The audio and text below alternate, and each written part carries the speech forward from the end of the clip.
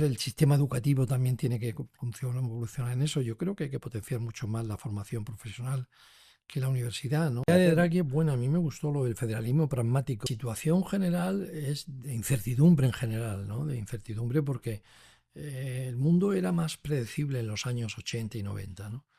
Es decir, incluso en la época de la Guerra Fría había un statu quo que el mundo era más predecible. Me parece fundamental que cada vez surjan más empresas, ¿no? Aunque algunas fallen y no tienen ninguna importancia, pero cuanto más empresas sean, más crecimiento económico habrá y más bienestar colectivo habrá. Sin duda alguna, para mí eso es fundamental. Europa ha respetado lo de la OMC totalmente, pues China nos está invadiendo. Que haya entidades como las fundaciones antiguas de Caja, en este caso la Fundación Caja Murcia, que hace una labor por la cultura, pues es muy importante, ¿no? A empujar el sector turístico. ¿Eh? Es decir, eso le daría un mayor. Si nosotros tuviésemos un PIB del sector turístico de en vez de 10 puntos, 15 o 17, daríamos un equilibrio a nuestro crecimiento mayor, que no lo centraríamos solamente en el sector de la industria agroalimentaria o en la logística, etcétera. Porque las ideas mueven proyectos y las personas mueven territorios. Y arrancamos el podcast de Inspire, el primer podcast que vamos a hacer de nuestra fundación. Y Javier, hoy nos inauguramos con lo que sería un pata negra, por no llamar un histórico, de la región de Murcia. O sea, no solo innovador, sino además un perfil conocido en toda Murcia y que por primera vez accede a un podcast y nos lo da a nosotros. Sí, la verdad es que tenemos que estar orgullosos, ¿no? Creo que el que podamos abrir e inaugurar nuestro primer capítulo de este podcast con Carlos Egea, pues es un orgullo, ¿no? Y le tenemos que agradecer que nos preste su tiempo esta tarde y que podamos estar compartiendo con él pues una parte de su historia, ¿no? Yo creo que hablar de Carlos Egea es hablar pues no solamente de un ingeniero industrial y también economista, es hablar de una de las personas que ha marcado durante muchos años el ritmo de la economía y especialmente el aspecto financiero de nuestra región, ¿no? Y no solamente porque ha sido pues, más de 25 años director de Caja Murcia, la gran caja de los murcianos, sino que después ha pasado por BMN, la reconversión de las cajas de ahorros a bancos, por Bankia, por CaixaBank.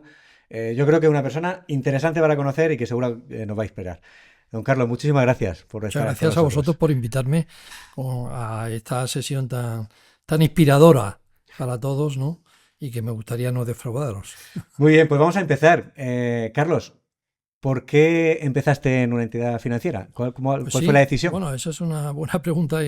Yo la verdad es que era ingeniero industrial y estaba trabajando en una empresa de ingeniería industrial, concretamente en Freimont, en Madrid, en la fábrica.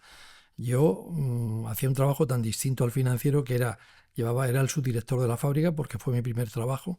Llevaba tratamientos térmicos, aunque yo era ingeniero industrial de la especialidad energética, pero bueno, Freimont era una empresa murciana, les conocí y me llamaron para trabajar allí. Llevaba tratamientos térmicos, laboratorio y el control de calidad, o sea, de la fabricación de embragues que hacíamos allí y de platos, de embragues, de discos y de platos.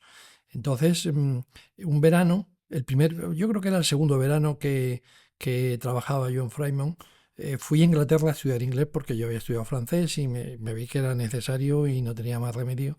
Y en la misma clase estaba el consejero delegado de un banco en la misma clase en Inglaterra, digo. Estaba en Margate, me acuerdo, que era un típico sitio de holiday, de veraneantes, ¿no?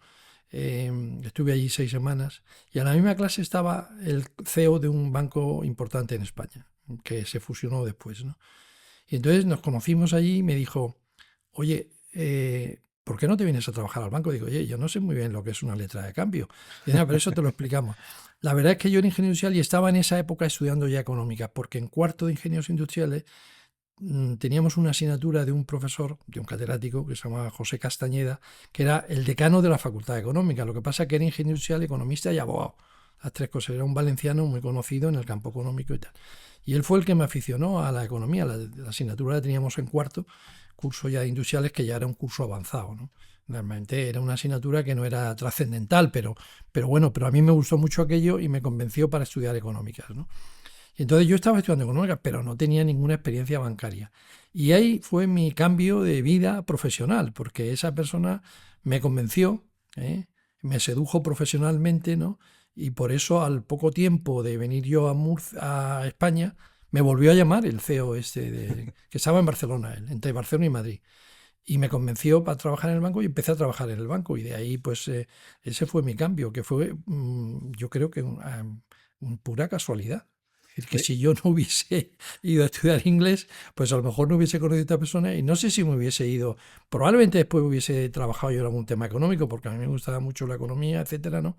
Pero también para mí ha sido fundamental la carrera de ingeniería industrial, porque los fundamentos, la forma de pensar, la forma de abordar un problema, cómo acercarte a un problema, ese pozo yo lo tengo desde que estudié la carrera de ingeniero, ¿no? Oye, yo creo que cuando alguien te ve pasar por la trapería, por Sí, Murcia, todo el mundo dice, Carlos Egea de Caja Murcia, ¿no? sí, sí, Pero Caja Murcia, y yo creo que está muy vinculado con esto que nos contabas, ¿no? El perfil de ingeniero industrial. sí, También has participado en la creación de empresas sí, sí, dentro claro. de la corporación de Caja Murcia. Claro, porque en Caja Murcia, cuando ya una entidad más madura y tal, pues nos dimos cuenta de que teníamos que apoyar un poco también, no solamente la financiación de empresas, sino la creación de algunas empresas, ¿no? Que siempre ha sido mi obsesión y yo creo que este tema de los startups, de los emprendedores, y aunque en Murcia hay una capacidad de emprendimiento, a mí me parece fundamental que cada vez surjan más empresas, ¿no? Aunque algunas fallen y no tienen ninguna importancia, pero cuanto más empresas sean, más crecimiento económico habrá y más bienestar colectivo habrá. Sin duda alguna, para mí eso es fundamental. Entonces ahí nos planteamos en algunos sectores, como por ejemplo era el tema de las renovables. Bueno, era un tema, estoy hablando de hace 30 años, entonces hoy las renovables es un tema importantísimo en España. Debe haber entre fotovoltaica y eólica, pues 60 o 70.000 más, 70.000 megavatios de potencia instalada, es decir, que es un tema clave para España, ¿no? Y para Europa el que España tenga ese desarrollo. Ahí tenemos esa compañía tan importante, líder no solamente en España, sino prácticamente en el mundo, que es Iberdrola, y que ha desarrollado esto de manera espectacular. Entonces, después otro tema que estaba muy en boga, y por eso creamos energías renovables de la región de Murcia, que después se incorporó en Iberdrola Renovables.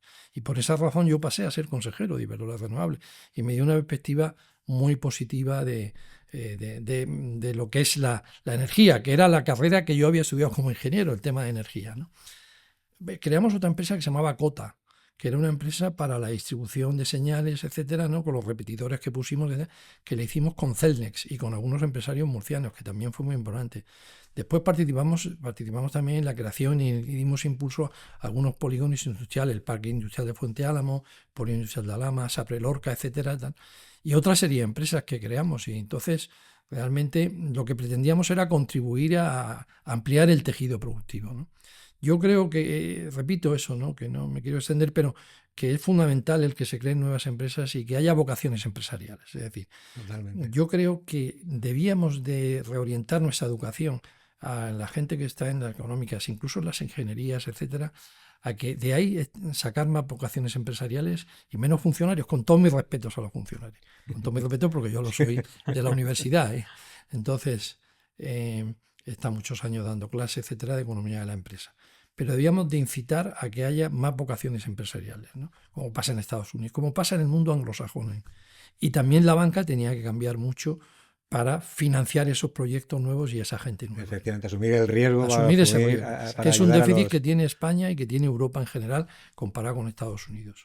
Carlos, ¿y en qué se parece o qué vínculos encuentras tú entre la Murcia financiera y empresarial de aquella época y la actual? ¿Hemos mejorado? Bueno, ¿Estamos yo creo que en mejor? líneas generales hemos mejorado. Es verdad que se ha habido un proceso de concentración porque era necesario. Es decir, el problema no fue solamente la crisis financiera, sino la bajada de tipos de interés llevó y dejó a las entidades no solamente con problemas por el tema de la vivienda, sino también sin márgenes, porque los tipos de interés pasaron a ser negativos. Con los tipos de interés se comprimieron de tal forma que no daba para los gastos. Entonces la única forma de compensar eso fue hacer un proceso de reestructuración, de consolidación y de fusiones muy intensa como se produjo en España. Entonces ahí el número de bancos y de entidades financieras en general se ha reducido y eso da un panorama totalmente distinto de entrada, ¿no? Pero yo creo que no hay problemas de financiación en general para la empresa organizada, no hay problemas de financiación en relación con aquellos años. Aquellos años no digo que hubiese problemas, pero hoy día el interés y la competencia y la rivalidad, diría yo, de los grandes bancos lleva a que en general tanto las familias como las empresas adquieren, si están bien organizadas, si no funcionan bien, obviamente los bancos no te van a dar ningún crédito, pero en línea general no hay ningún problema. Lo que sí hay un problema que yo creo que antes existía un poco más por el tema de las entidades regionales, más sensibilidad a las pequeñitas empresas o a las que se crean nuevamente. Y eso sí hay un problema en España y en Europa en general. Para que tengáis una idea, la financiación en Europa de las empresas, el 70% es crédito y el 30% capital. Mientras que en Estados Unidos el 70% es capital y el 30% es crédito. Es decir, que hay muchas más entidades que facilitan capital. Es decir, que los mercados de capitales están mucho más desarrollados que en Europa.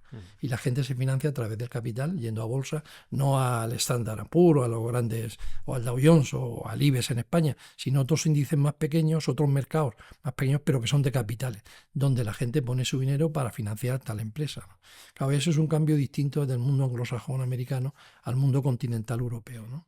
Carlos, en el mundo de los bancos ha habido una transformación Total. brutal, ¿no? Yo creo que yo trataba de recordar, ¿no? Las cajas de ahorro de Sí. la época cuando yo tenía 10 años, 15 Mm. años, 20 años, eran cajas de ahorro cercanas, Sí, muy totalmente. metidas, ¿no? Muy metidas, que tocaban mucho al empresario, que Eso es. entendían al empresario, no solo al empresario, Eso. al que se acercaba y que tenía una Y cuenta a la corriente, familia. ¿no? Esto ha cambiado mucho, ¿no? Yo creo que los bancos, el cierre de Sí, las cajas, la reconversión hacia sí, bancos, se han perdido cosas. Me sí. imagino que se han ganado cosas también, Se ¿no? han ganado Que otras hemos cosas, ganado y que pero hemos se ha perdido. perdido esa personalización que hay. Ahora la banca es más impersonal. Antes había una cercanía mucho mayor al cliente y ahora no digo que no haya un seguimiento al cliente, que lo hay, porque con métodos mucho más digitalizados, etcétera, ¿no? Por cierto, la digitalización ha hecho que la banca sea más impersonal, pero por otro lado no se puede vivir sin digitalizar un banco, o sea, es decir, imposible. Y ahora ya la inteligencia artificial, ¿no? Todo eso no digo que deshumanice, pero sí un poco despersonaliza a la labor de un comercial con un cliente, sea empresa o sea particular, ¿no? Y eso sí ha cambiado mucho. Primero, son muchas menos entidades las que hay, están mucho más digitalizadas. Yo veía el otro día que anunciaba el CEO de un banco importante 5.000 millones de inversión en 3 años solamente para inteligencia artificial, lo cual me parece que es un tema significativo, ¿no? Y antes el tema de las cajas, que fue una pérdida, la pérdida se perdió no solamente capital financiero, sino también capital social, ¿no? Y capital humano, ¿no? Pero en definitiva sucedió en todos los países el proceso de reestructuración y la desaparición de las cajas no fue un fenómeno solamente español, había sucedido en Inglaterra en los años 80, en los años 90, en Estados Unidos en los años 80, y solamente se han mantenido en Alemania de manera significativa porque son totalmente públicas y la señora Merkel las mantuvo en el momento de crisis, ¿no?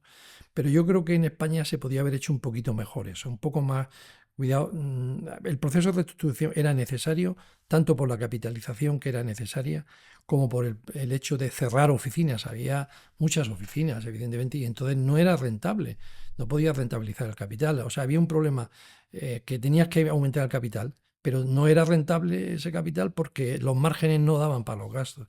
Y la única forma era a través de un proceso de concentración y de fusiones. Pero quizás en eso yo creo que nos pasamos.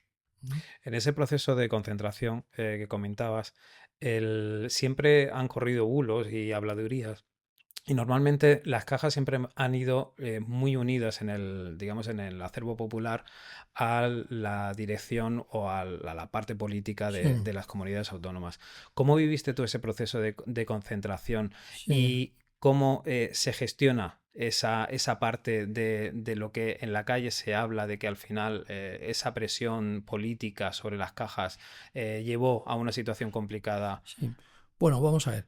Yo no, como gestor de Caja Murcia durante muchos años, no sufrí ninguna presión política. Quiero decirlo, claro, la Caja tuvo su autonomía, etcétera. Es verdad que otras cajas la sufrieron, pero no la totalidad. Yo creo que lo que sí hubo un planteamiento después erróneo, lo digo claramente, erróneo, de cómo se reestructuraban las cajas, ¿no? Es decir, la mezcla, y con esto incorporo una cierta autocrítica, las fusiones de cajas buenas con cajas malas no fue un acierto. Pero eso fue un tema porque no se hizo así en otros países. Estados Unidos puso 700.000 millones de dólares y le dio dinero a los bancos. Por ejemplo, a JP Morgan le dio dinero y no lo necesitaba, pero había que calmar los mercados porque las primas de riesgo se estaban yendo por las nubes y le dio dinero hasta, bueno, el presidente actual es el mismo, Jamie Dimon, ¿no?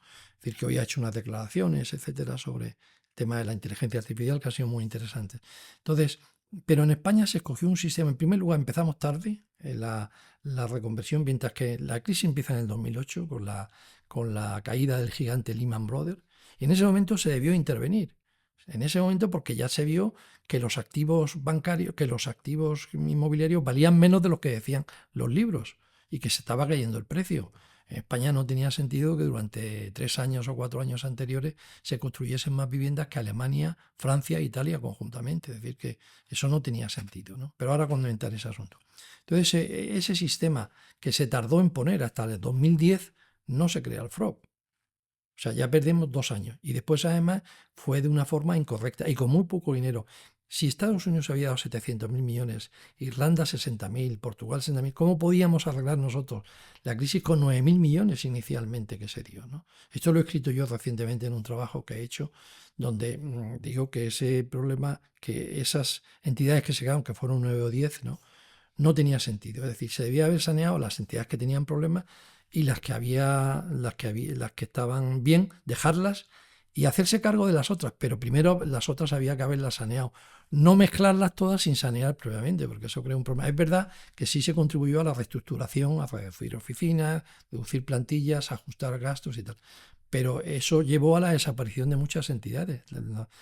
Normalmente las líderes de estos grupos, como pasó con Caja Murcia, desapareció porque mezclamos manzanas buenas con malas y eso no se debe de hacer. Y eso fue un tema que impuso el gobierno y el Banco de España.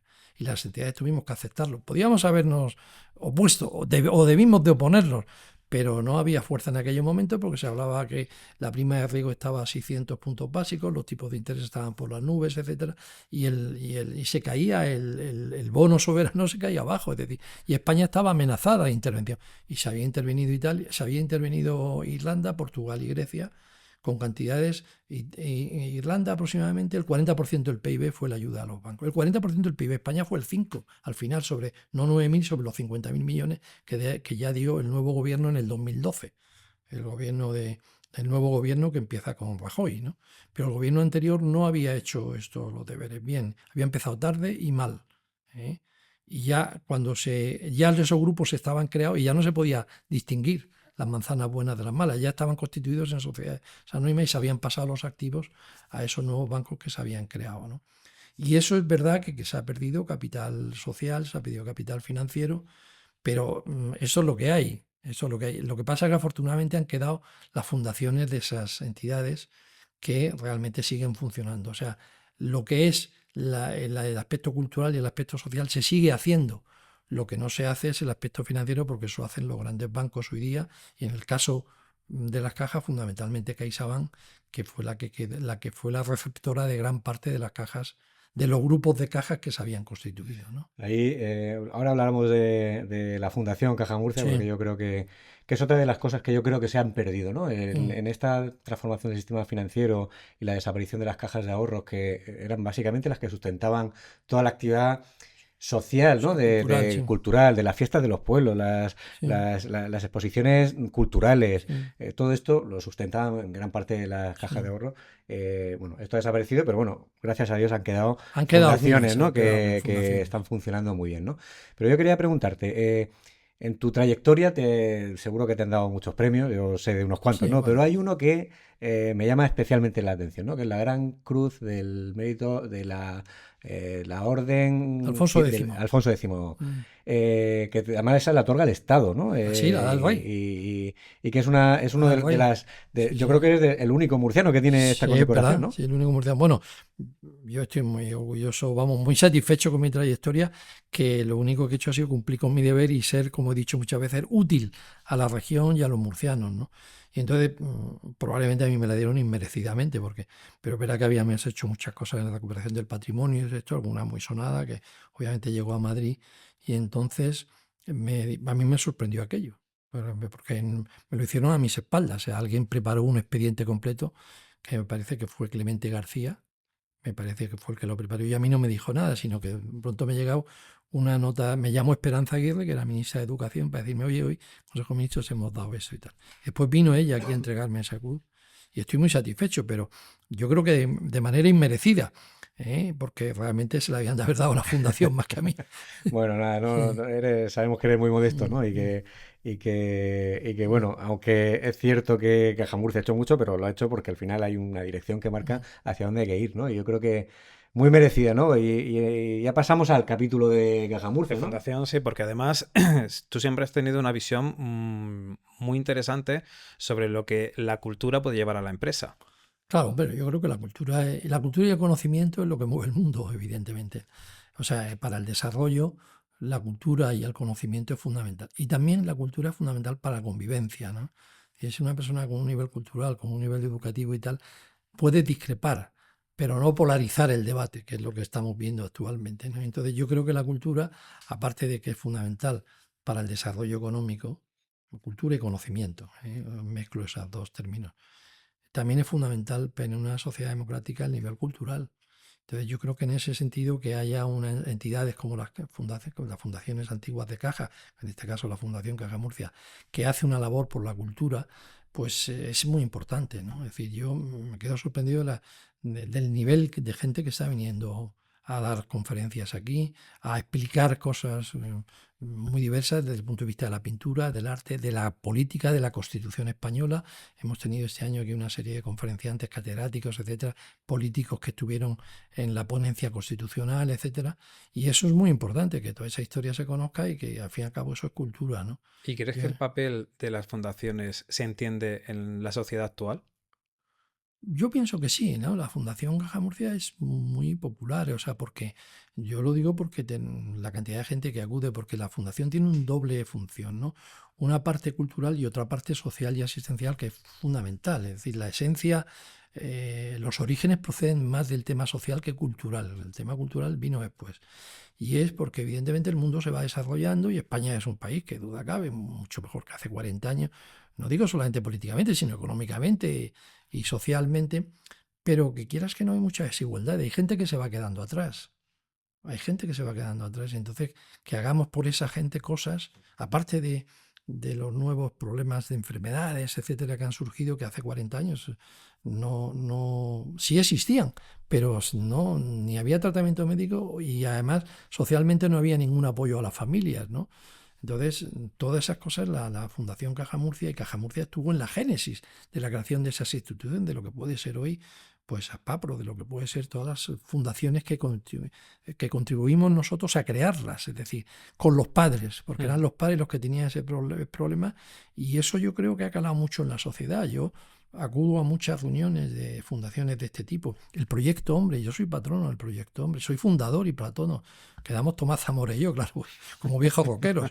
Entonces, él es el presidente y hace una labor extraordinaria. Entonces, todos los problemas de adicciones que ha ido cambiando desde que en aquel momento eran las drogas y sigue siendo un problemazo. Ahora hay otras clases de adicciones, al juego, etcétera y tal, a los móviles, etcétera. Y la labor que se hace ahí es extraordinaria, ¿no? Y ahí, desde el primer momento, está la Fundación Caja Murcia. Y seguimos ahí, ¿no? Y como esa, otras muchas, ¿no? Es decir, en CEPAIN, por ejemplo, que es con todo el tema de inmigración. Es decir, CEPAIN es, diríamos, la infantería junto con Cruz Roja para los problemas de la inmigración, pero la inmigración dura, la que viene aquí y no tiene ni seguridad social, ni no tiene sanidad, no saben leer ni escribir, etcétera, pues es una institución que yo recuerdo todavía que la vine a hacer y le apoyamos financieramente y hoy tiene 1000 personas trabajando, 1000 personas trabajando. Y que el tema de Ucrania, por ejemplo, cuando hubo que ella a acudir a traer refugiados y tal, pues fue la primera que se lanzó junto con Cruz Roja para allá. Gente, o sea, en todas esas instituciones la Fundación ha estado presente. En aquel momento era la obra social de la Caja y hemos estado en la génesis apoyando dinero, préstamos y subvenciones, ¿no? Entonces yo creo que, y en ese sentido lo que hago un canto y un homenaje y algo de respeto enorme a los padres de esas personas que tenían esos problemas, que la sociedad entonces no existía la comunidad autónoma y la Diputación Provincial, los ayuntamientos no tenían presupuestos para esto, porque no eran temas conocidos, ni eran enfermedades conocidas, ni el tema de la drogadicción hace 40 años pues sí existiría, pero en mucha menor medida que ahora, ¿no? Ahora existe una Consejería de Servicios Sociales que hace una labor impagable y además aporta muchísimo dinero a eso. Pero en aquellos momentos no decía, nosotros ahora somos complementarios, pero antes éramos fundamentales, ¿no? Entonces yo creo que la fundación está bastante cercana a la gente y a los ciudadanos. Ahí tenéis, has hablado de la componente social, ¿no? De la Sí, Fundación Caja Murcia, que es brutal, ¿no? Todo lo que estáis haciendo, lo que estáis apoyando a asociaciones, sí, como decías tú, que muchas de ellas estuvisteis en la Génesis. Y la otra pata de Caja Murcia, de la Fundación Caja Murcia actual, es la parte cultural, ¿no? De cultural, sí, promoción cultural, cultural y ¿no? patrimonio. En esa parte cultural, bueno, yo creo que es conocido por mucha gente, ¿no? Pero probablemente la gran mayoría o muchas de las iglesias, de los conventos, Sí, de las fortalezas que tenemos en la región, que han tenido algún tipo de intervención sí, de restauración, detrás ha estado de alguna forma sí, es Caja verdad. Murcia, ¿no? E incluso en lo que son exhibiciones o exposiciones, Sí, también Caja Murcia ha estado muy activa en todo sí, esto, ¿no? ¿Cuál sería el proyecto que tú guardas en la memoria o que te sí, gustaría repetir, ¿no? Si tuvieses que sí. repetir de lo que se ha hecho Bueno, algo. bueno, la verdad que el proyecto que es sentimentalmente estoy más unido con las claras, ¿no? Pero no es el más importante, pero porque fue el primero que hicimos, ¿no? Y además fue nuestra sede. ¿Y qué tuvo de bondad ese proyecto? Que se salvó un convento que podía haber desaparecido, ¿no? Y ese convento hoy tiene varias funciones. En primer lugar, el convento en sí. O sea, las monjas están allí, las monjitas están allí. Tenemos una relación con ellas estupenda y yo he conocido pues, a la mayoría de las monjas que han pasado por allí pues ya hace más de 30 años, ¿no? Y entonces, segundo, se mantuvo la iglesia, vamos a la iglesia. En tercer lugar, el convento se convirtió en algo visitable, que los murcianos no lo conocen y parece mentira porque ese era el alcázar menor del rey que hubo árabe que hubo en Murcia. Obviamente pasó después al reino de Castilla, cuando Jaime I toma esto, se lo cede a su yerno Alfonso X, y en el año 1350 Pedro I se lo cede a las franciscanos y los franciscanos a las clarisas, ¿no? Entonces, desde el año 1350 allí hay clarisas, hay claras. O sea, entonces, eso es un tema excepcional. Es decir, que 8 siglos después siguen las monjas allí. Y para mí eso es fundamental. Yo recuerdo cuando hablaba con el obispo y tal, y para mí lo fundamental es que siga el convento. Entonces, está el convento, está la iglesia, el convento es visitable, tiene un museo conventual y aparte hay un centro cultural. Hoy eso es el convento de las Claras, ¿no? Es decir, entonces a mí me pareció eso una idea redonda porque después he visto algunos conventos que hemos visto este año donde las monjas un poco se les ha ido un poco la cabeza y pretenden hacer operaciones inmobiliarias y tal, y eso no puede ser. Pero es que además en este convento de las Claras, ahí, no digo que se fundó Murcia allí, pero ahí vino el rey Alfonso X cuando vino a Murcia, es donde vivía cuando venía a Murcia, ¿no? Bueno, pero si yo hay un proyecto que no sé si lo repetiría, pero que del cual tengo un recuerdo enorme y creo que fue una obra enorme, fue el Teatro Romano, ¿no? El Teatro Romano, que es un teatro del siglo II, de la época de Augusto, finales del siglo I, principio del siglo II, época de Augusto, no se sabía que existía, no estaba documentado. Y la comunidad, el Info estaba haciendo un centro, yo no sé si conocéis eso, estaba haciendo un centro de artesanía en Cartagena. Entonces, en un momento, bueno, allí había 250 viviendas, ¿eh? Yo recuerdo cuando fui con Rafael Moneo. Entonces, cuando se estaba haciendo el pilotaje, pues no entraba el pilote porque había chocado con un capitel y no entraba ¿cómo se llama esto? Entonces, bueno, se excavaron y sacaron el capitel y dije, pero ¿cómo puede ser esto? O sea, no se sabía que había un teatro romano en Cartagena. No se sabía. Entonces, a mí me llamaron un día y fui con Sebastián Ramallo, que fue el catedrático de arqueología y el que dirigió aquello. Bueno, la directora de obra era, diríamos, Elena, la actual directora, que es una persona excepcional, pero Sebastián Ramallo, como catedrático, era el que gestionaba aquello desde el punto de vista arqueológico, porque desde el punto de vista arquitectónico fue Rafael Moneo, al cual fue el que yo llamé, por indicación de Cristina Gutiérrez, que entonces era la consejera. Entonces yo traje a Rafael y se echó las manos a la cabeza cuando vio lo que había allí. En primer lugar me dijo, oye, ¿dónde están los papeles del teatro? Y digo, no hay papeles porque no está documentado, Rafael. O sea, esto no se sabe que aquí había un teatro. Se presume que hay un teatro y los arqueólogos dicen que aquí hay un teatro porque ha salido esto. Se empezó a excavar un poquito y salieron fustes, salieron capiteles, salieron otras. Y ahí empezó la obra del teatro, que duró 15 años, ¿no? Y se cambió la idea inicial que tenía Rafael Moneo porque los arqueólogos dijeron que lo que se había que hacer es recuperarlo como ruina, pero no hacer nada más, ¿no? Y entonces eso fue lo que se hizo. Entonces Rafael pensó hacer un museo. Entonces me dijo a mí, oye, vamos a ver si podéis comprar la casa que da enfrente del ayuntamiento, que era una casa de la burguesía del siglo XIX, etcétera, ¿no? Como decía Rafael, Moneo. Y entonces se compró, entonces se hace el museo y la última sala del museo es el teatro. Ese fue su proyecto museográfico, que tiene mucho sentido, ¿no? Y entonces esa obra, cuando empezamos, no solamente por lo que costó mucho dinero, obviamente, ¿no? Sino porque sacar un teatro en el siglo XX, porque los teatros que cuando uno ve Epidauro, etcétera, que a mí me había impresionado, tiene capacidad para 15.000 espectadores, este es para 5.000, ¿no? Entonces, yo había viajado con mi mujer y tal, había viajado a teatros griegos y a teatros romanos y me había impresionado los teatros, ¿no? Entonces, ellos se habían sacado muchísimo antes. Pero sacarlo en el siglo XX, pues era una cosa que nos llamaron un poco como si estuviésemos un poco idos, porque no se pensaba que había un teatro ahí y segundo que sacar un teatro en esa época, pues era una cosa impropia, ¿no? Pero a pesar de eso lo hicimos. Y por eso yo tengo un gran recuerdo de esa obra, porque fue, además, para Cartagena fue el turning point de la crisis que tenía, el punto de inflexión, porque se había quemado la asamblea, la crisis de Cartagena, de las grandes empresas públicas que sufrieron mucho, se cerraron algunas, se redujo el personal, pero el Teatro Romano fue diríamos, un impulso a la ciudad de Cartagena. Después vino la universidad, después el foro, después la recuperación del casco, etcétera, ¿no? Y fue un nuevo impulso para Cartagena, es decir, Cartagena estaba desanimada, había visto esos problemas con la quema de la asamblea, etcétera, ¿no? Con los problemas empresariales que había habido, ¿no? Y la verdad es que a mí cuando me preguntan esto de las discusiones entre Cartagena y Murcia, he dicho que yo nunca las he sentido. Yo me he sentido muy apoyado en Cartagena. Nosotros tenemos ahí un edificio precioso, también el Palacio Pedreño, para que trajimos a Oriol Bohigas, que era entonces catedrático, bueno, catedrático y director de la Escuela de Arquitectura, y que además había sido el de la Ciudad Olímpica, el de la Villa Olímpica, porque fue el que le dio salida al mar en el año 92 en Barcelona con los Juegos Olímpicos, ¿no? Que en Barcelona estaba en el mar, pero no se veía el mar, ¿no? La Barceloneta y todo eso, había una serie de naves antiguas, etcétera, que él tiró abajo y de ahí se hizo la Ciudad Olímpica, ¿no? Y además el Paseo de Gracia llega ya hasta el mar, ¿no? Entonces era un arquitecto de especialista en modernismo, como será Casa Modernismo, lo otro. Yo hablé con él a través de un amigo de Barcelona y sí, vino a hacernos esto, ¿no?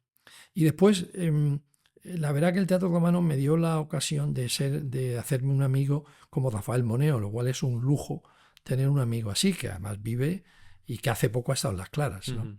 Porque le había yo hablado mucho de Las Claras y vino a Murcia, ¿no? Entonces quizás la obra que aunque fuimos al principio tachados un poco de lunáticos, pero ahí está, fue fundamental. Y hoy lo visitan el Teatro Romano 300.000 personas al año. Y los cruceros paran allí por el Teatro Romano. Y entonces estas dos cosas que hemos dicho, que la cultura también vale para la economía, porque fue un impulso económico para Cartagena y que los cartageneros que estaban muy, muy desanimados creyesen en sí mismos, ¿no? Sí, la verdad es que fue un impulso. Sí, Y Cartagena se ha transformado se ha 100%. transformado. Al final se ha convertido Sí, en lo que tenía que ser, que es claro. un atrayente de turismo y Sí. al final lo que hemos conseguido es destapar la historia que La estaba... historia, claro, que es que además no es algo comentado, pero cuando vinieron los clásicos aquí de los viajeros que venían de extranjeros y tal, no hablaron nunca de que hubiese un teatro romano porque no se sabía, porque sobre el teatro romano se hizo un mercado bizantino cuando se tira el Correcto. teatro, es decir, que se tiró el teatro y las piezas estaban allí. Yo recuerdo cuando me explicaban aquí que esto era el mercado, que eran como una serie de puestos, bueno, pues los puestos estaban los fustes y los capiteles que se sacaron, se llevaron al museo y se hicieron copias para que siga, porque la idea de Rafael y de los arqueólogos, es verdad que entre Rafael y los arqueólogos a lo largo de ese periodo de tiempo hubo sus diferencias, ¿no? Porque los arqueólogos tenían un sentido más estricto, Rafael era más arquitectónico, por eso Más estético. los arqueólogos se encargaron del teatro y Rafael del museo. Esa fue Pero a mí me tocaba estar en medio de eso y fue para mí una época, yo diría, apasionante. De árbitro. De árbitro, que yo no era un conocedor de eso. Bueno, tenía a Sebastián Ramallo, tenía a José María Luzón, que había sido director del Prado y le conocía yo por eso. Era catedrático, era el director del Departamento de Arqueología en Madrid, estaba en la Academia de Bellas Artes de San Fernando y también los alemanes son grandes arqueólogos, ¿no? Y ahí existe un instituto, que es el Instituto Arqueológico Alemán, pues también lo trajimos aquí para que viesen. Ya estaba nuestro edificio de Cartagena hecho y ahí eran las reuniones, ¿no? Y entonces vino, y hubo una sesión de la Academia de Bellas Artes de San Fernando, se celebró en nuestro edificio en Cartagena, para ver, para estudiar bien el teatro romano, ¿no? Entonces quizás hemos hecho muchas cosas de obra, pero también el Museo Salcillo lo hicimos nuevo, las iglesias del noroeste, que yo creo que hay que hacer una actuación en El Salvador, me dijo él, que yo espero que colaboremos también ahí, y muchas obras de recuperación que en Murcia no había una tradición en eso, ¿no? Y yo creo que en estos temas también conviene incorporar, mientras que en los temas sociales, quiero decirlo, las empresas ayudan mucho, en los temas culturales todavía Cuesta mucho no más, cuesta sí, mucho sí, más. no hay... Pero los temas sociales las empresas están muy volcadas y lo hacen sin que la mano izquierda se note la derecha. Pero yo sí lo sé porque estoy en medio de algunas instituciones sociales y sé que hay empresarios que ayudan de Sí, manera yo creo que la discreta eso. RSC en general está más Sí, la entendida en el RS ámbito da más empresarial juego. hacia los temas Exacto. sociales y no tanto hacia Sí, yo he hacia los intentado, por ejemplo, con las culturales. exposiciones contar y me ha costado más trabajo eso. Sí.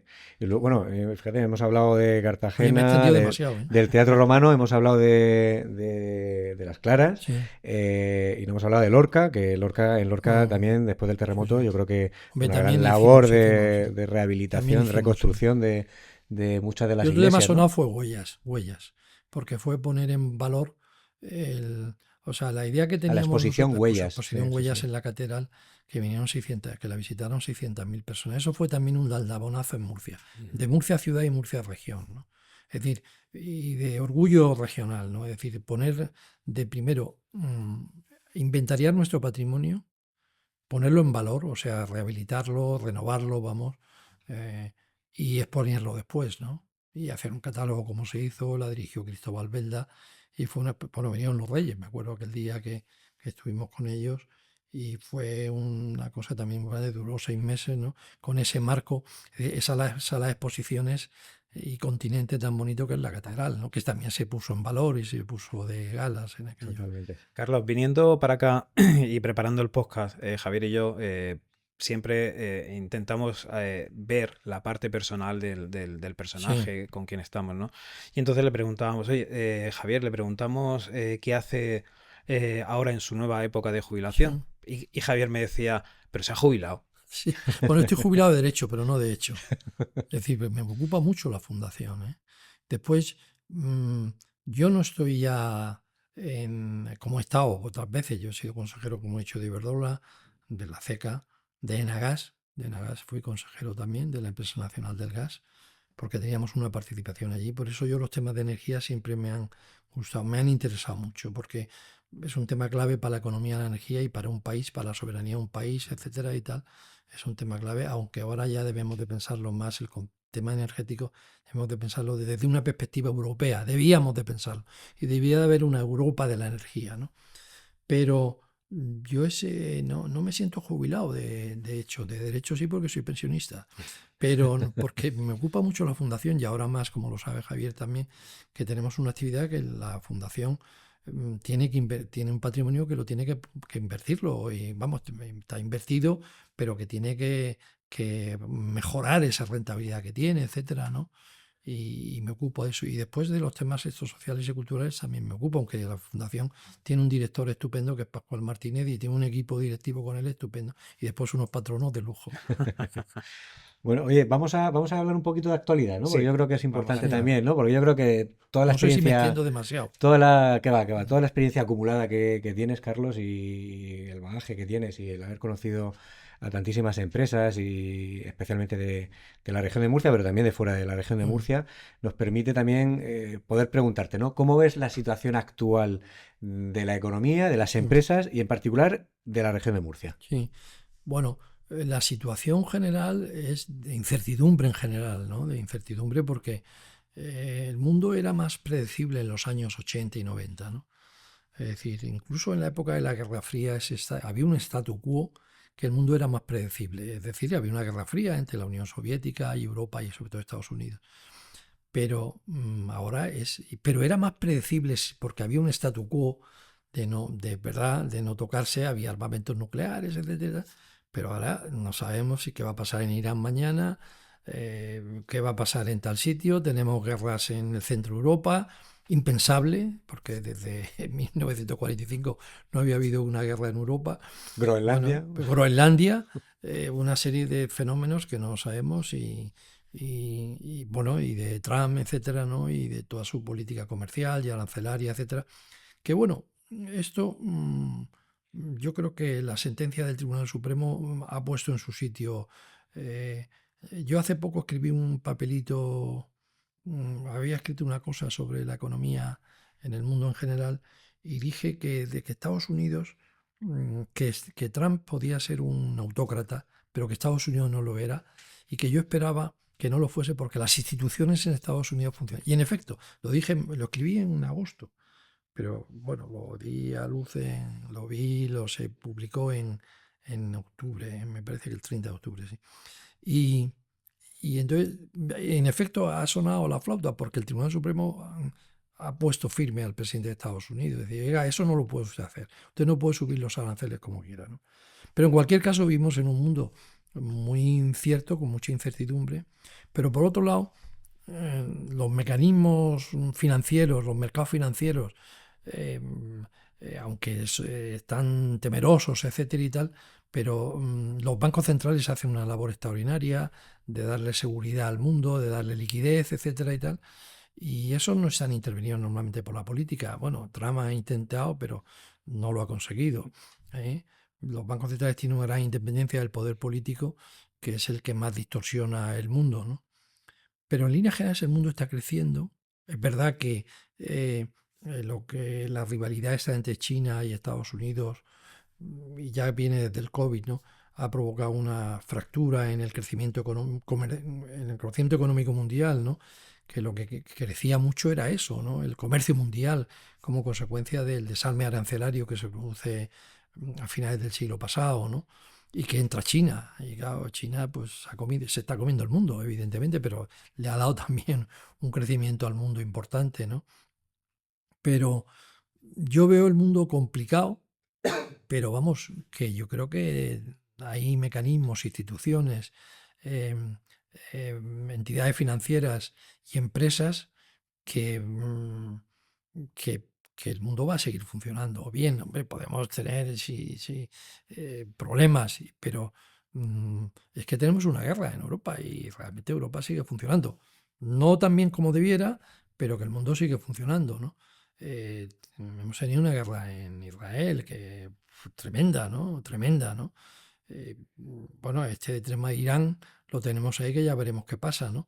Y es verdad que los mercados reaccionan, cuando pues, sucede eso, reaccionan a la baja, los mercados financieros, pero a los 2 o 3 días, como hay tanta liquidez en el mundo, porque los gobiernos, los bancos centrales están para eso, para mantener para controlar los precios y para mantener la economía, para cuidar el empleo o la producción. ¿eh? Y también los precios, evidentemente. Si se dispara la inflación, evidentemente es un mal asunto porque los bancos intervendrían en el sentido de frenar el crecimiento económico. Entonces, no soy yo pesimista con el mundo, aunque sí veo que el mundo está muy incierto y yo estoy preocupado. También los años te dan más preocupaciones. Yo veo a mis hijos menos preocupados por el mundo de lo que estoy yo. Y son empresarios y están en su ambiente profesional y tal. Pero yo me preocupa más. No sé si es un ejercicio de reflexión más profunda o mayor conocimiento. Fíjate, a mí fundamentalmente me preocupa en el corto plazo Sí. La caída que está teniendo la industria en Europa. Bueno, eso sí. Que al final es la industria la que de alguna forma Sí. está poner los cimientos, ¿no? Sí. de una sociedad que progresa, ¿no? Si no hay industria, no hay empleos estables, dependemos del sector servicios, Sí. pero perdemos mano de obra y sin embargo, en Europa, bueno, ya lo vimos con el Brexit, ¿no? El Reino Unido, el Brexit, entre otras cosas, fue consecuencia de una desindustrialización brutal del Reino Unido, ¿no? Sí. Y en Europa está pasando lo mismo. Y en España, con más velocidad, porque perdemos el industria. sector industrial está 3 o 4 puntos por debajo en la composición del MIS. Bueno, es que Europa, me habías preguntado sobre el mundo, es que Europa sí merece un capítulo aparte y es muy preocupante la situación de Europa, ¿no? La la situación de Europa es preocupante porque se está desindustrializando, está perdiendo en la composición del mundo. Hace 25 años Europa era el 26%, justo lo mismo que Estados Unidos. Y China era el 3%. Y hoy Europa es el 14% sin contar el Reino Unido. Su contribución al PIB mundial, no al crecimiento por supuesto también, al crecimiento menos porque estamos decreciendo, Europa apenas crece, ¿no? Pero, claro, esa caída es muy importante y eso quiere decir que Europa se está desindustrializando a marchas forzadas. España en mayor proporción. Y uno de los temas más importantes es que Europa no toma decisiones. O sea, a Europa le falta, primero, estrategia y segundo, una gobernanza ad hoc. Si hay que contar con todos los países para tomar una decisión. Ahora tenemos atrancada la ayuda de 90.000 millones a Ucrania para la guerra, que es fundamental si queremos mantener ese país ahí, que bastante está haciendo ese país, porque a ver, es que está poniendo las vidas, pero lo menos que podemos hacer es ayudarle dinero para que compren armas y defenderse de Rusia y que no aplaste Rusia a Ucrania más de lo que ya lo ha hecho, ¿no? Con el Donbass y con toda esa zona, ¿no? Y con el Donetsk. Pero Europa, uno de los problemas que tiene, por ejemplo, por poner un ejemplo, es que el coste de la energía eléctrica es un 50% más caro que Estados Unidos, claro. Pues evidentemente se produce una desindustrialización y por supuesto mucho más caro que China, ¿no? China, bueno, Es decir, entonces claro, se está produciendo ese fenómeno de que la industria... Y si al mismo tiempo tenemos unos gobernantes que dicen que el coche de gasoil no puede funcionar después del 30 o del 35, pues que la industria del motor, que es básica, por ejemplo, en Alemania, que produce 5 millones de coches al año, y España produce 3, que no es el segundo país europeo. Sí. Y además se exportan 2.300.000, o sea que es una industria muy importante. Y la industria automóvil, la industria auxiliar y todo, suponía el 10% del PIB y el 10% del empleo en España hace 4 o 5 años, que eso ha caído. Alemania tiene una gran crisis porque el motor allí es muy importante, el automóvil, es decir, uno de los principales productores del mundo en automóvil, claro, con el coche eléctrico, con los precios del coche chino y tal, con esa no hay barrera arancelaria, que me parece que se ha puesto ahora algo, porque estamos en la OMC todos y nosotros, Europa ha respetado esas condiciones, fundamentalmente todo eso que no hace Trump. Europa ha respetado lo de la OMC totalmente, pues China nos está invadiendo, ¿no? No, Es decir, hay un auténtico tsunami España, de vehículos España eléctricos igual. chinos. España tiene un déficit comercial con China de 45.000 millones de dólares, que supone el 75% del déficit, en el año 25, supone el 75% del déficit total comercial español. Solamente con China el 75%. Es decir, esto es preocupantísimo. Y no estamos tomando decisiones en ese sentido porque Europa está ahora muy preocupada con su existencia, es decir, con la guerra. Pero claro, yo no creo que Putin vaya a ir más allá, pero está asustando a Finlandia, a todos los países periféricos, ¿no? Y sobre todo a los que pertenecieron al Pacto de Varsovia, ¿no? Claro, los tiene muy asustados. Y entonces está viendo cómo se crea una Europa de la defensa, pero también hay que crear una Europa de la energía, ¿no? Y una Europa de la tecnología. Europa, además, nosotros no estamos en el tema de la inteligencia artificial, de los chips, de la de tecnología, de los procesos de datos, etcétera. No estamos ahí en eso, ¿verdad? Sí, ahí fíjate que yo creo que el principal problema que estamos teniendo es el de encontrar consensos rápidos para tomar decisiones rápidas, porque en Europa el tema de la velocidad en la toma de decisión es imposible, ¿no? Es imposible. En este Por eso momento no la se idea puede de hacer. Draghi es buena. A mí me gustó lo del federalismo pragmático, concretamente a este curso que hemos organizado allí sobre federalismo y sobre Europa, etcétera, que han venido catedráticos de constitucional y tal. Yo le he preguntado exactamente qué es esto del federalismo pragmático, ¿no? Porque Europa lo ideal es que fuese federal, ¿no? Pero eso es imposible, oye. Pero eso el federalismo pragmático es un poco la Europa de varias velocidades, o de 2 velocidades, que es inevitable. Y hay un ejemplo paradigmático, que es el euro. En el euro pertenecen 20 de los 25 países. Y cuando se constituyó el euro, en el año 2000 o 1999, eran 11 países. España entró ahí, pero no entró Grecia, que quiso entrar porque no cumplía las condiciones de convergencia. Es decir, que hay que empezar así, como empezó el euro, con 11 países y ahora son 20, pues la Europa de la energía, pues que se apunte lo que sea, la Europa de la defensa, pues se van a apuntar todos los que están al borde de la Unión Soviética, en la frontera. Sí. Eso se tiene que apuntar y poner el 5%, seguro. Sí. Pero hay que decidir. y no solamente la Europa de la defensa, sino la industria militar, pues tiene que ser europea. Ese es otro tema y en la energía eso es otro problema. También el precio de energía en Europa es el más caro, pero España ahora mismo está teniendo un precio más barato un coste más barato en energía que Europa, gracias a las renovables, ¿no? Si hubiese una interconexión buena con Francia, podríamos exportar renovables. Por supuesto, Francia podría exportar energía nuclear y nosotros podríamos exportar nuclear. Energías renovables, ¿no? Que son mucho más baratas, obviamente. Otra cosa es la estabilidad del sistema y tal, pero todo eso hay que reducirlo, resolverlo de otra forma, que quizás no sea el foro para hablar de ese asunto, pero pone de manifiesto que la energía en España es más barata que en Europa, en general, la energía eléctrica, la energía eléctrica. Gracias al fenómeno. Bueno, y estos días está siendo por la hidráulica, claro. Y volviendo al panorama nacional, ¿cuáles son las palancas que crees que tendríamos que activar para reflotar un poco el espíritu comercial y el espíritu empresarial de Sí, España? bueno, España está creciendo económicamente más que la media europea, pero con unos motores de crecimiento que no son los más nobles, no son los mejores. Estamos creciendo por crecimiento del empleo, no un crecimiento del empleo con empresas muy intensivas en el factor trabajo, como el turismo, etcétera, ¿no? La agricultura, etcétera. Eh, pero hay un elemento pero ya el sector exterior está aportando negativamente un punto al crecimiento. Y después otra cosa es que no crece la productividad. Y ese es un tema básico. El crecimiento de la productividad es básico para España y para Europa en general, que tampoco crece la productividad, ¿no? Entonces, a mí me parece bueno, tenemos el gobierno que tenemos y realmente donde se toman pocas decisiones desde el punto de vista económico, ¿no? Mm, Ha habido una contrarreforma en el tema de pensiones que ha creado ya un problema de sostenibilidad de las cuentas públicas. Ha habido una reforma laboral, bueno, que ha mantenido bastante lo que se hizo en el año 2013, pero bueno, alguna cosa. Pero sin reforma global sí está habiendo, por ejemplo, una permisividad enorme en el tema del asentismo laboral, que eso está costando un dineral, ¿no? Es decir, que el 10% de la población no vaya a trabajar diariamente, pues es algo inconcebible, ¿no? Y esa permisividad que existe que no se hace nada, ¿no?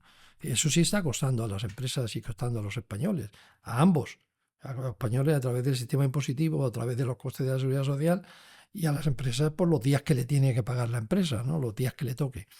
Entonces, yo creo que hay que hacer reformas económicas importantes, que llevamos muchos años sin hacer reformas económicas para mejorar la productividad, para mejorar la competitividad, ¿no? Para mejorar el talento, preparar gente. Después el sistema educativo también tiene que evolucionar en eso. Yo creo que hay que potenciar mucho más la formación profesional que la universidad, ¿no? Yo pongo el ejemplo que cuando yo fui a estudiar a Madrid, en el año 66 en la Escuela de Ingenieros había en España 100.000 universitarios y ahora 1.600.000, ¿no? Es decir, que está bien que haya más, pero Sí, hombre, claro. pero ese volumen, en cambio en la formación profesional no tiramos para adelante cuando necesitamos profesionales. Hoy estamos viendo que falta gente de profesiones, etcétera.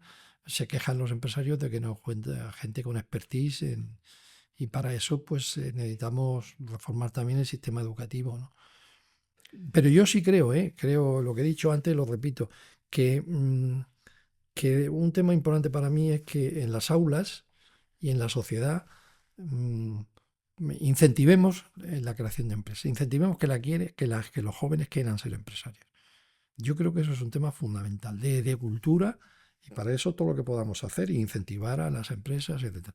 También hay que reformar el sistema de financiación, obviamente, ¿no?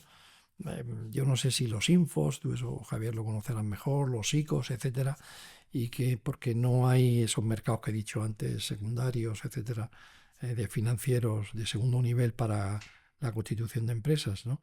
Pero yo creo que en ese sentido hay que trabajar. Esto lo digo desde el punto de vista empresarial, desde el punto de vista macroeconómico, evidentemente la política económica no está descarriada, pero no está viendo cosas así, porque la economía sigue creciendo empleo, pero no son los motores nobles de la economía que son las exportaciones, la productividad bueno, la exportación y la inversión. Y la inversión va ligada a la productividad, ¿no? Porque realmente si queremos un elemento básico en contestación, para ampliar la contestación, ese elemento es la productividad, ¿no?, de las empresas que no crece. La productividad de la economía no crece, ¿no? Y la productividad de la economía no es la productividad solo del factor trabajo, que también tenemos que producir más por persona que trabaja, ¿no? Producir más unidades de lo que sea por persona que trabaja, ¿no? Y un tema importante para eso es que el absentismo se reduzca, ¿no?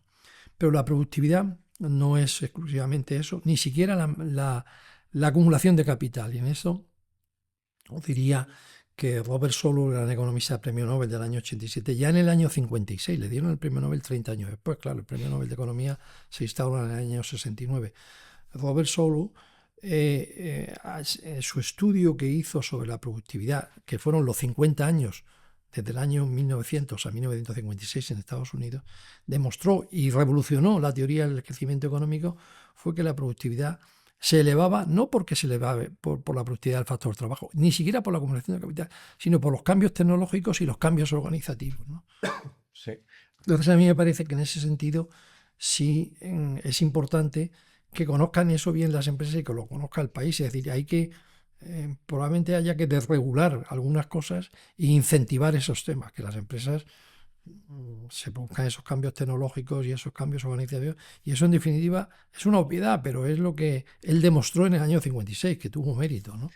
Además, yo creo que lo comentabas antes, ¿no? El informe de Draghi ya El informe de Draghi apunta que eso. además es demoledor, ¿no? Yo creo que es un baño de realismo de, oye, en Europa hay que hacer algo porque estamos perdiendo competitividad, la productividad ha caído en picada, y si a eso le juntamos, en el caso de, ya hablando de economía local, ¿no?, en España, los problemas de absentismo laboral y de falta de motivación en muchos casos para el emprendimiento, las barreras Y administrativas, formar talento. todo esto al final es un conglomerado de ingredientes, ¿no?, que parecen que de alguna forma hacen un héroe al empresario de hoy en día, ¿no? Sí. Y cuando miramos en Murcia vemos empresarios exportando por todo el mundo, empresarios, muchos de ellos ya en segunda o tercera generación, vemos empresarios valientes, ¿no?, que quieren hacer cosas, a veces con todas las dificultades que se encuentran en el entorno. Pero tú, que has conocido a muchos empresarios en tu trayectoria, ¿no?, ¿qué es lo que ves hoy muy bien del empresario murciano y qué hay que reforzar? Sí, yo creo que en Murcia hemos tenido suerte con los empresarios y hay bastante capacidad de emprendimiento en Murcia. O sea que yo digo que siempre no la suficiente, no la necesaria, que hay que seguir habiendo más, ¿no? Porque esa es la diferencia con los países, con Estados Unidos, ¿no?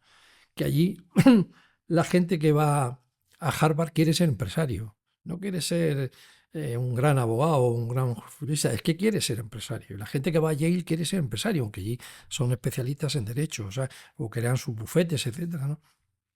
En España no tenemos eso valorado en las aulas, no tenemos valorada suficiente. La figura del empresario se valora cada vez más, ¿no? Como en los años 70, vamos, recién llegado la democracia, los empresarios, comparado con cómo se valoraba entonces, ahora es mucho más, ¿no? Y el empresario en Murcia tiene, para mí, primero, una gran capacidad de emprendimiento, tiene bastantes habilidades técnicas y después están volcados hacia la exportación. Es decir, tiene bastantes atributos muy positivos, ¿no? Hombre, le falta incorporar, bueno, aparte que ya estamos en segunda, tercera, cuarta generación.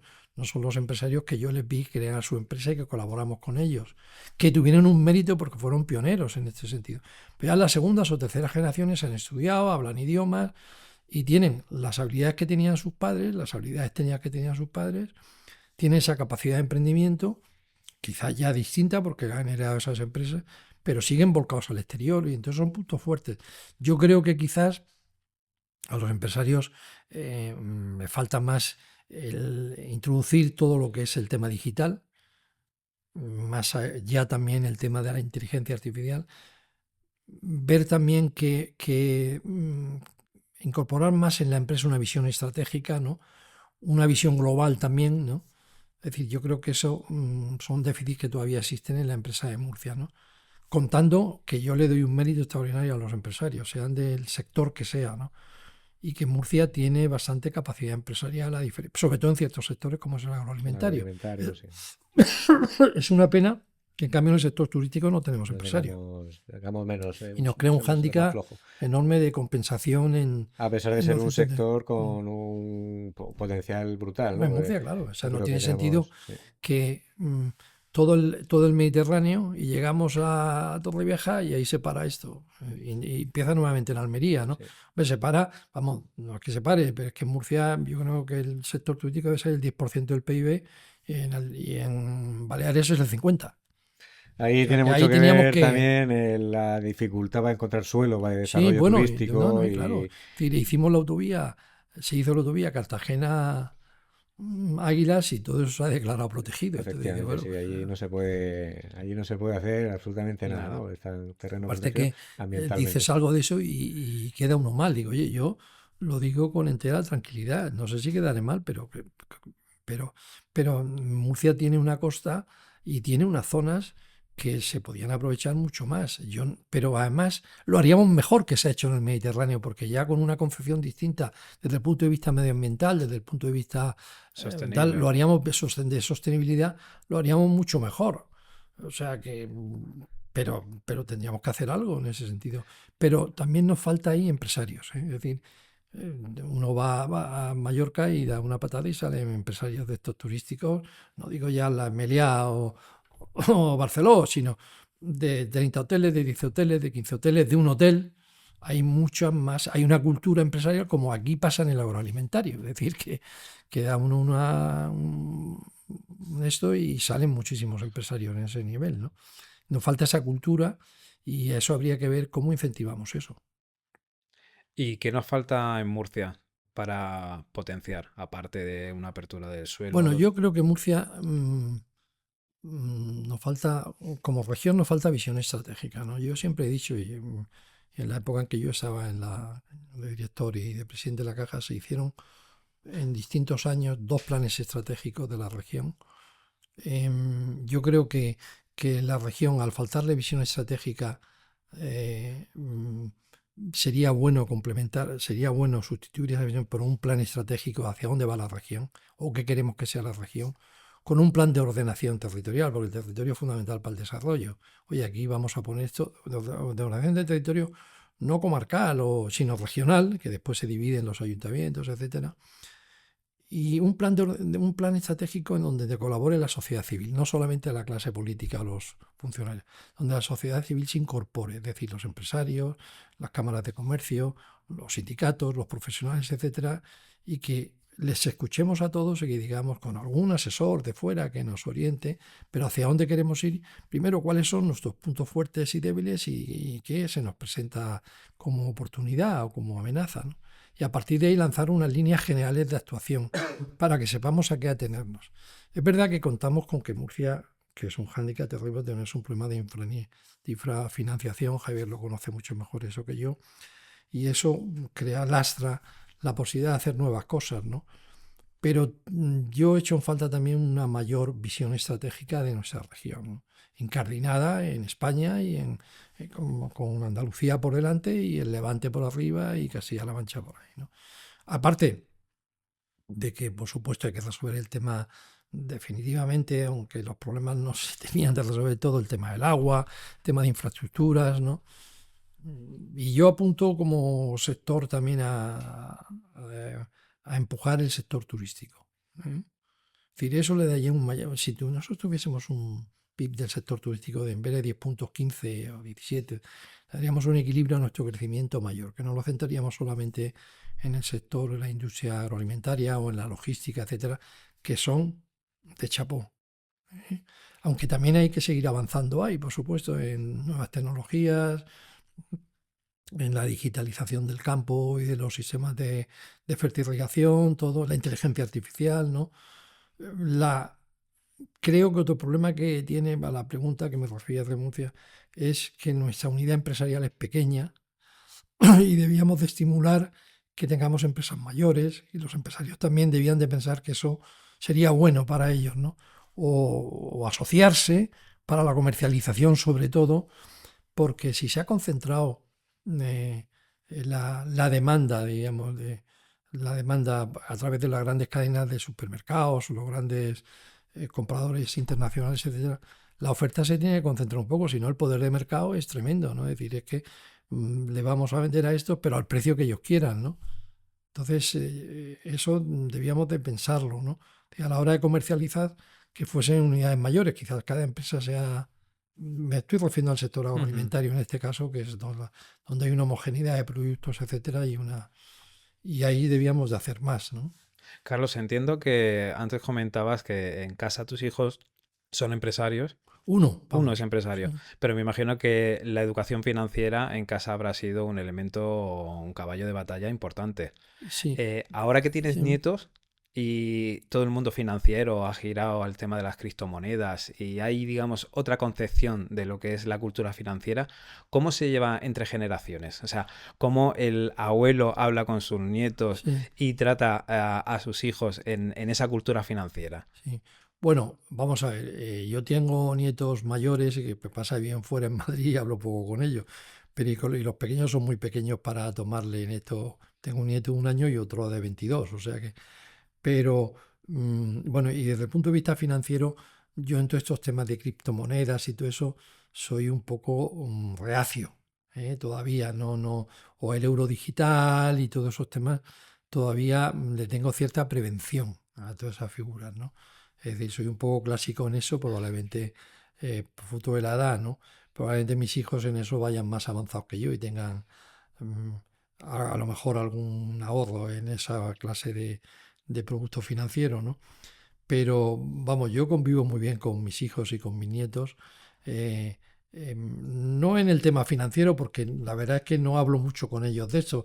Hombre, me cuentan sus inquietudes mis hijos fundamentalmente, ¿no? Porque uno es empresario, el otro es ingeniero de una empresa y el otro es director financiero de una empresa. Y entonces, pues tienen sus inquietudes y tal. Y el tercero, que es el director financiero de una empresa, sí conoce mucho los temas financieros y me pregunta alguna vez de los temas financieros, etcétera, sobre todo porque tienen que emitir títulos y tal. Tiene una empresa de muchos empleados, ¿eh? Y entonces tienen que emitir fuera, etcétera, y emitir bonos y cosas de esas. Y alguna vez me pregunta sobre eso y le veo que conoce muy bien el tema, ¿eh? Me pregunta sobre las calificaciones, las empresas de rating, etcétera. Sobre eso sí hablo, pero sobre criptomonedas exactamente, que sé que él está detrás de esos temas también, no hablo mucho porque sabe que yo soy bastante desconocedor de eso. Mm. Muy bien, oye, pues yo creo que hemos tocado muchos temas, Sí. ¿no? Hemos dado un buen repaso a la economía y a la empresa, al ámbito financiero. Nos has Sí, dejado algunos titulares también, ¿no? bueno, La importancia del tamaño de la empresa, sí, el yo tema de creo la que productividad, de la innovación, la mm, tecnología, la inteligencia artificial como palanca sí, de mejora de nuestra economía, las preocupaciones de un entorno volátil, pero con unas empresas fuertes en sí, nuestra región y con sectores importantes. También con sectores por desarrollar, como el del turismo, donde sí. hay mucho por hacer, ¿no? Ya para ir cerrando un poco la entrevista, Carlos, te queríamos pedir a modo de quiz, ¿no? De 3 palabras que para ti te signifiquen algo en 3 temas concretos, uno personal, uno profesional y otro más empresarial, ¿no? 3 palabras para vivir con propósito. Bueno, yo creo que 3 palabras sería dirección, es decir, hacia dónde vamos, coherencia, es decir, que mm, en esas decisiones hacia dónde vamos introduzcamos nuestros valores, ¿no? Y después trascendencia, es decir, que no estamos haciendo eso para el corto plazo, sino que tiene que influir en el medio y largo plazo. ¿Y 3 palabras para una carrera sólida? Para una carrera sólida, bueno, hay que pensar, porque esto del propósito, que el propósito precede al beneficio, ¿eh? Y es importante en una carrera sólida pensar en que la productividad es un elemento clave y también la resiliencia, ¿no? Es decir, vendrán momentos difíciles, pero uno tiene que tener una gran capacidad de adaptación al entorno y hay que ser resiliente, ¿no? Y ya por último, 3 palabras que deberían grabar a fuego las empresas para tener éxito.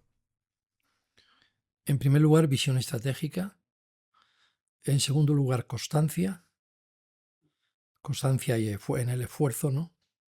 Y en tercer lugar, resiliencia, capacidad de adaptación. Muy bien. Genial, pues Carlos, ha sido un placer, Placer, hemos disfrutado, hemos aprendido mucho y yo Nos creo que hemos nos has pasado de dejado tiempo, ¿no? muchas... No, yo creo que ha funcionado muy bien, ha fluido Me he pasado en algunas y cuestiones. nos has dejado muy No, buenos nos has dejado titulares. muy buenos titulares y además tenemos un padrino de lujo y para inaugurar nuestro nuevo podcast. O sea que creo que ha quedado todo redondo. Bueno, Genial. gracias. Yo he pasado un rato estupendo, que me pongo a hablar y no paro. Pues muchas gracias. Gracias, No, Carlos. gracias a vosotros.